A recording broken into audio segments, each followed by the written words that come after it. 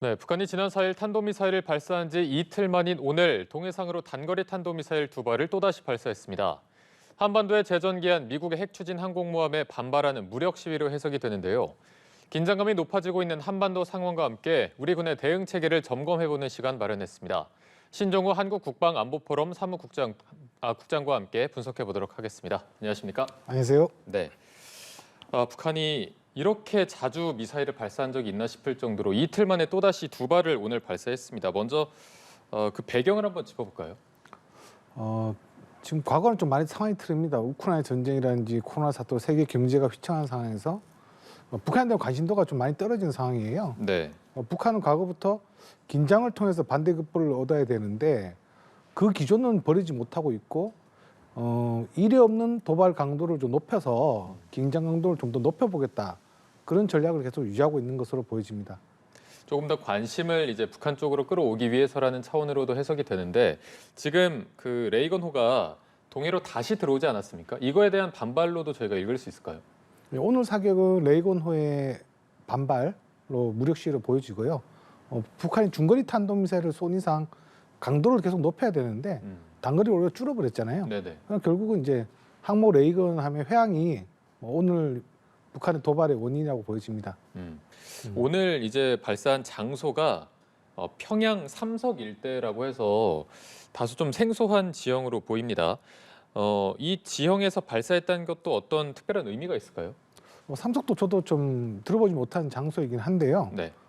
북한은 과거부터 이제 한미 정보 자산에 혼란을 주기 위해서 여러 지역에서 발사를 하고 있거든요.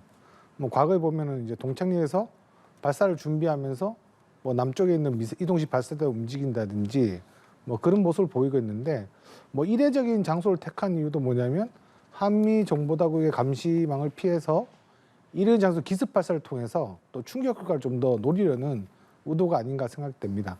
네. 저희가 잠시 지금 국회 관련해서 속보가 들어온 게 있어서 한번 전해드리고 대담을 이어가도록 하겠습니다. 앞서 이제 이준석 전 대표가 비대위 효력을 정지시키기 위해서 법원에 가처분 신청을 냈는데 지금 관련해서 속보가 들어왔습니다. 법원이 이준석 전 대표가 낸 가처분 신청을 기각했다는 소식이 들어왔습니다. 정진석 비대위는 이제 유지가 되게 됐고요. 따라서 정진석 비대위원장의 직무집행 효력은 인정된다라는 소식이 들어왔습니다. 다시 한번 좀 전해드리겠습니다. 앞서 이준석 전 대표가 정진석 비대위원장 또 비대위의 효력을 정지시켜달라고 법원에 가처분 신청을 냈고 조금 전에 법원에서 그 결과가 나왔습니다. 이준석 전 대표의 가처분 신청은 기각이 됐습니다. 앞서 주호영 전 비대위원장의 가처분이 인용된 것과는 다른 결과가 나왔습니다. 이로써 정진석 비대위는 유지가 되게 됐고 정진석 비대위원장도 직무집행의 효력이 인정됐다라는 소식이 들어왔습니다.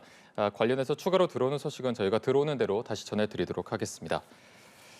저희가 북한 미사일 소식 얘기를 나누고 있었습니다. 앞서 이제 평양 삼석 일대라는 새로운 장소에 대한 해석을 해주셨고 이번에 두 발을 발사했는데 첫 번째 미사일이 초대형 방사포, 두 번째 미사일이 북한판 이스칸데르로 추정이 되고 있습니다. 이렇게 두 종을 섞어서 쏜 이유가 따로 있을까요?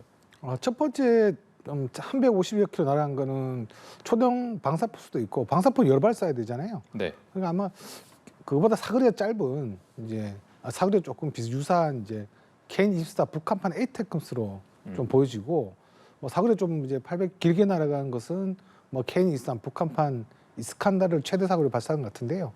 결국 뭐냐면 그 미국 항모 자산이 동해에 전대했을 때 그만큼 사거리를 정도 우리가 멀리 좀 쏠 수 있다. 짧게 길게.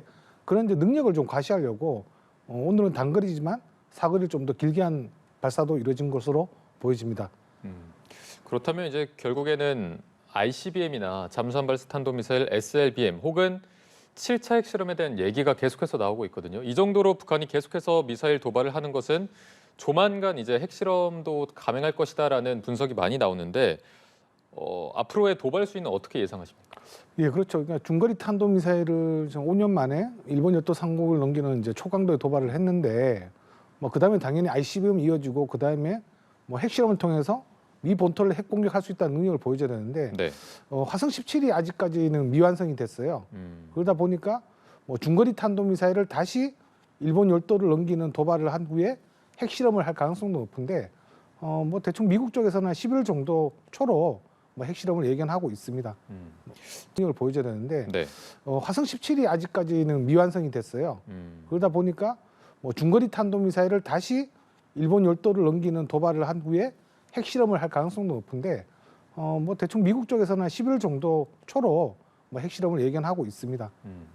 지금 이런 상황이 있을 때마다 이제 유엔 안보리 회의가 소집이 되는데 딱히 이렇다 할 뭐 성과 같은 게 보이지 않거든요. 이제 뭐 핵실험을 한다 해도 유엔 안보리가 소집이 될 텐데 지금 뭐 안보리가 좀 소용이 있느냐 이런 얘기도 나오고 있어서 무용론이 제기되고 있습니다. 지금 상황 어떻게 보고 계십니까? 안보리가 당연히 뭐 결론시 끝날 걸 다 얘기했댔죠. 중국과 러시아가 여기서 뭐 안보리를 이제 받아주지 않을 것 같고 결론은 우리가 중요한 건 무용론보다는 우리가 뭐 가치를 공유하는 국가들과 연대를 통해서 한반도의 이런 긴장 상황을 더욱더 모색해야 되는 시점이 아닌가 생각됩니다.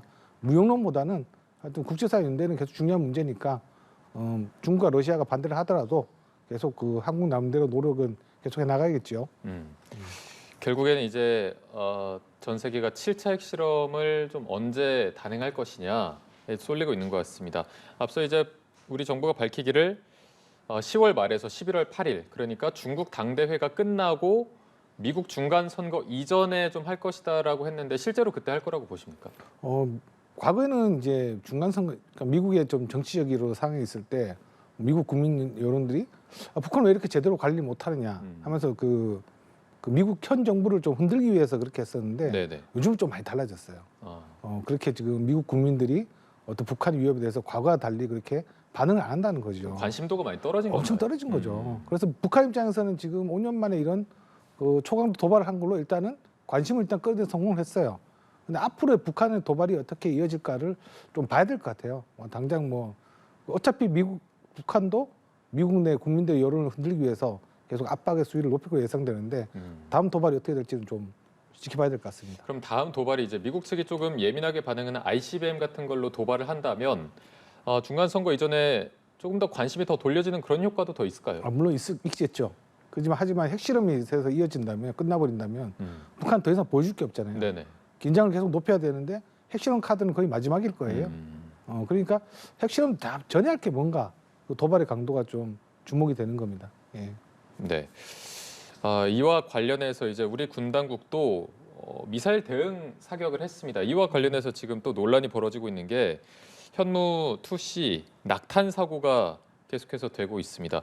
현무 미사일이 이제 미국에서는 주력 미사일이 에이테킴스고 우리 같은 경우는 현무가 이제 킬체인 선제 타격의 주력 미사일로 알고 있는데 지금 상황이면은 신뢰도가 굉장히 많이 떨어진 상황 아닙니까?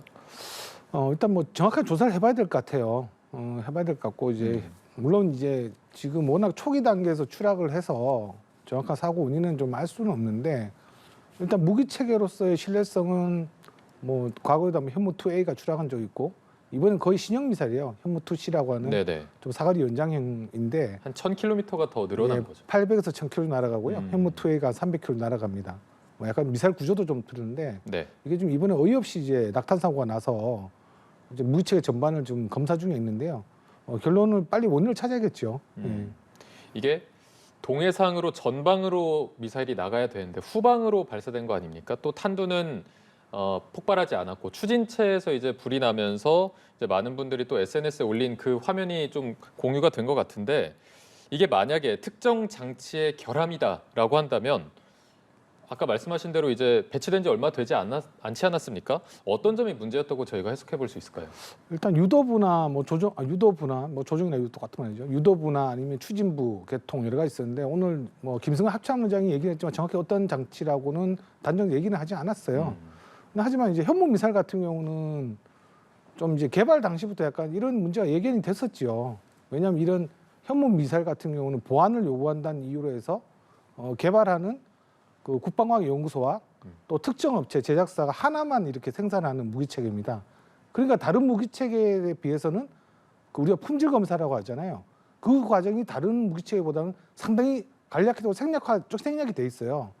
그리고 앞으로 이런 이제 물론 전수고세를 통해서 어제 뭐 다른 게 이상 없다고 하더라도 앞으로 생산되는 무기체계들은 제3기관이 좀 품질 검사를 좀 해서 다른 무기체계 같이 2중, 3중으로 품질 검사를 하는 과정이 이번에 좀 도입되어야 할 것으로 보여집니다. 네, 확실히 좀 그런 부분이 도입이 돼야 더 좀 안심하고 또 신뢰도 갈 것 같은데 말씀해주신 대로 이번 사고가 처음이 아닙니다. 2A가 2017년에 발사했는데 거의 몇 초 만에 바다로 떨어진 추락한 사고가 있어서 왜 하필 이 현무에 이렇게 많은 좀 사고가 있다고 보십니까? 앞에 말했던 품질 검사의 원인도 좀 있고요. 음.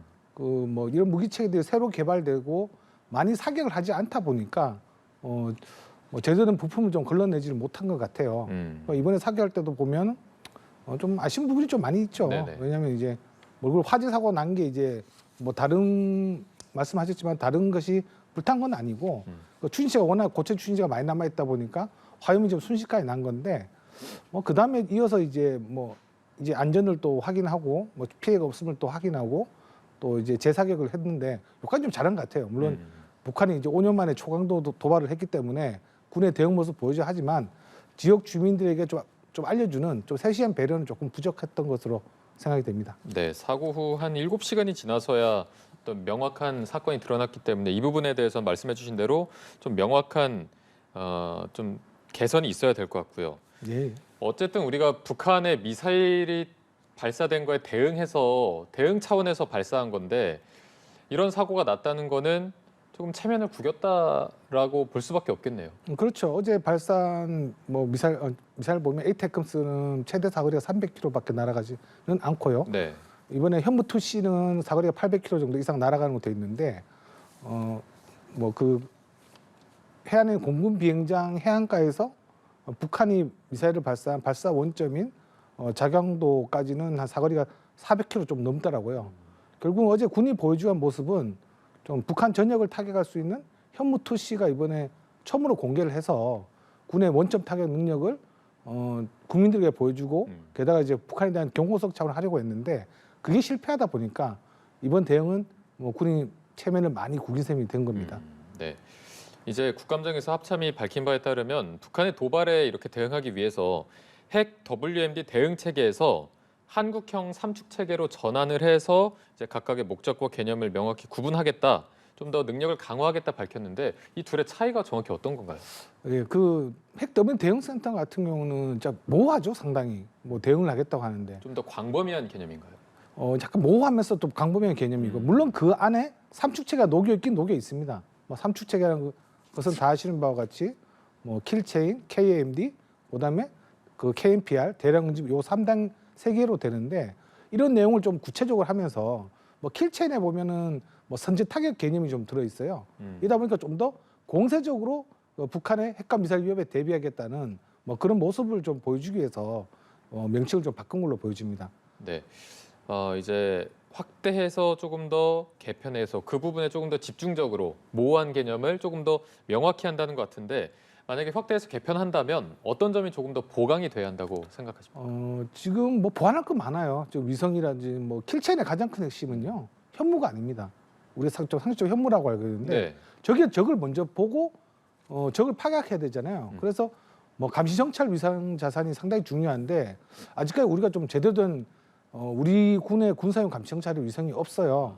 앞으로 지금 감시 정찰 위성 5개, 그다음에 이를 보완하기 위해서 초소형 정찰 위성을 수십 개를 이제 우주 공간에 올릴 계획이 있는데 네. 이런 부분들을 빨리 진행하려면 이제는 이제 개념이 모호한 게 아니라 명확해져야겠죠. 예. 알겠습니다. 저희가 오늘 말씀은 여기까지 듣도록 하겠습니다. 신종우 한국국방안보포럼 사무국장과 함께했습니다. 오늘 고맙습니다. 예, 감사합니다.